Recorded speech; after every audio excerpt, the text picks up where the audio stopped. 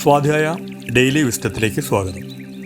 നിങ്ങളുടെ ശക്തിയിൽ ശ്രദ്ധ കേന്ദ്രീകരിക്കുക, ദൗർബല്യങ്ങളിലല്ല.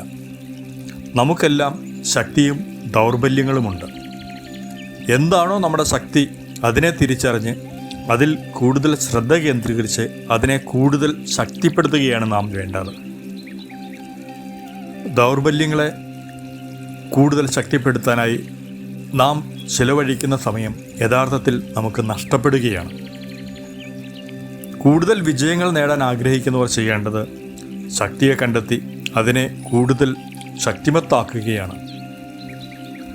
ഉദാഹരണമായി, സംഗീതവാസനയുള്ള ഒരുവൻ സംഗീതം കൂടുതൽ ശക്തിപ്പെടുത്താനാണ്, അതിനുള്ള കഴിവ് കൂടുതൽ ശക്തിപ്പെടുത്താനായി നോക്കേണ്ടത്.